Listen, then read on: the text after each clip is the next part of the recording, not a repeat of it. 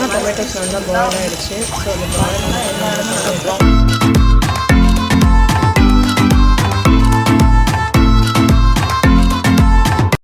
Hi friends, welcome to Sophie kitchen. இன்றைக்கி என்ன பார்க்க போகிறோம் பார்த்தீங்கன்னா, நண்டு கிரேவி எப்படி செய்யுதுன்னு பார்க்க போகிறோம். அதுக்கு என்னென்ன தேவையான இன்க்ரீடியன்ஸ் பார்க்கலாம். 1/2 கிலோ நண்டு எடுத்திருக்கேன். அதுக்கு தேவையான அளவுக்கு வெங்காயம் 2 பெரிய வெங்காயமாக வெட்டியிருக்கேன். ஒரு 2 பச்சை மிளகாய், அப்புறமே மீடியம் சைஸில் 2 தக்காளி, தேவையான அளவுக்கு இஞ்சி பூண்டு பேஸ்ட்டு. இவ்வளோ தான் நமக்கு தேவையான இன்க்ரீடியன்ஸ். வாங்க இப்போ எப்படி செய்யலான்னு பார்த்துடலாம்.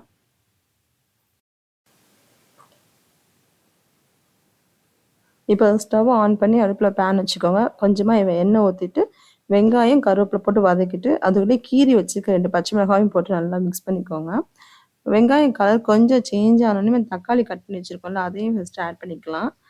இது கூட இஞ்சி பூண்டு பேஸ்ட் அதுக்கப்புறம் ஆட் பண்ணிக்கலாம். கொஞ்சம் தக்காளி வதங்கினதுக்கப்புறம் நம்ம வந்து ஒரு 2 ஸ்பூன் இஞ்சி பூண்டு பேஸ்ட்டு, கொஞ்சமாக தக்காளி வெங்காயம் வதங்கிறதுக்கான உப்பும் கொஞ்சம் போட்டுக்கலாம். எதுக்கு இப்போ நம்ம இஞ்சி பூண்டு பேஸ்ட் ஆட் பண்ணுறோம் பார்த்தீங்கன்னா, அடி பிடிக்காது தக்காளி போட்டதுக்கப்புறம் இஞ்சி பூண்டு பேஸ்ட் போடும்போது. அதுக்காக தான். வெங்காயம் போட்டோன்னே போட்டோன்னா சீக்கிரம் அடி பிடிச்சிரும். இப்போ வந்து இதுக்கு நல்லா மூடி வச்சுக்கோங்க. தக்காளி நல்லா வேகணும். சிம்மில் வச்சு மூடி வச்சுக்கோங்க. அப்போ தான் அடி பிடிக்காது. இப்போ பாருங்கள் தக்காளி எந்த அளவுக்கு நல்லா வெந்திருக்குன்னு பாருங்கள். இது மாதிரி தக்காளி தெரியாத அளவுக்கு நல்லா மிக்ஸ் ஆகி வெந்தால் தான் வந்து கிரேவி நல்லா டேஸ்ட்டாக இருக்கும். தக்காளியே தெரியாது. அதுக்காக தான் இப்படி நம்ம வேக வைக்கிறோம். இது கூட என்ன பண்ணுறீங்கன்னா, குழம்பு மிளகாத்தூள் ஆட் பண்ணிக்கோங்க. தனி மிளகாத்தூள் கொஞ்சமாக எடுத்துக்கோங்க. குழம்பு மிளகாத்தூள், தனியாத்தூள் எல்லாம் சேர்ந்து மிக்ஸ் பண்ணி அரைச்சி வச்சுருப்போம். அந்த குழம்பு மிளகாத்தூள் உங்கள் காரத்துக்கு தேவையான அளவுக்கு ஆட் பண்ணிக்கோங்க. அதை ஆட் பண்ணி நல்லா மிக்ஸ் பண்ணதுக்கப்புறம் கொஞ்சம் எண்ணெய் பிரிஞ்சதுக்கப்புறம் எடுத்து வச்சுருக்க நண்டை நல்லா கழுவி எடுத்து வச்சுருக்கோம்ல, அந்த நண்டு போட்டுக்கோங்க. இந்த நண்டு நல்லா அந்த மசாலாவில் மிக்ஸ் பண்ணுற மாதிரி நல்லா எல்லா இடமும் திருப்பி திருப்பி போட்டு நல்லா மிக்ஸ் பண்ணுங்கள். அப்போ தான் அந்த நண்டுக்கு நல்லா மசாலா இறங்கி நல்லா டேஸ்ட்டாக இருக்கும்.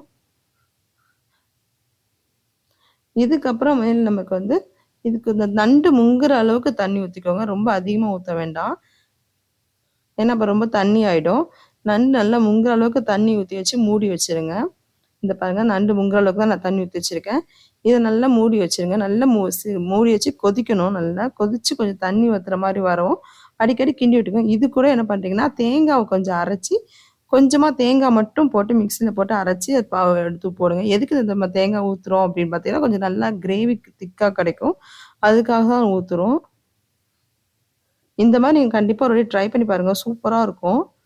இதே மெத்தடில் ட்ரை பண்ணுங்கள். நண்டு இப்போ வந்து பாதிக்கு மேலே நல்லா வெந்துருச்சு. இப்போ மறுபடியும் அதை சிம்மில் வச்சு மூடி வச்சுருங்க.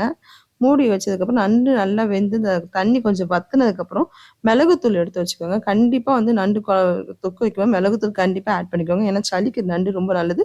மிளகுத்தூள் சேர்க்கும்போது இன்னும் டேஸ்ட்டு நல்லாவும் இருக்கும், சளிக்கும் ரொம்ப நல்லது. இப்போ பாருங்கள் நல்லா கட்டியாயிருக்கு. இன்னும் உங்களுக்கு எந்த அளவுக்கு திக்காக வேணுமோ அந்த அளவுக்கு நீங்கள் திக்காக்கிக்கலாம். நான் வந்து கொஞ்சம் தண்ணியாக தான் வச்சுருக்கேன். இது கூட மிளகுத்தூள் ஆட் பண்ணிக்கோங்க.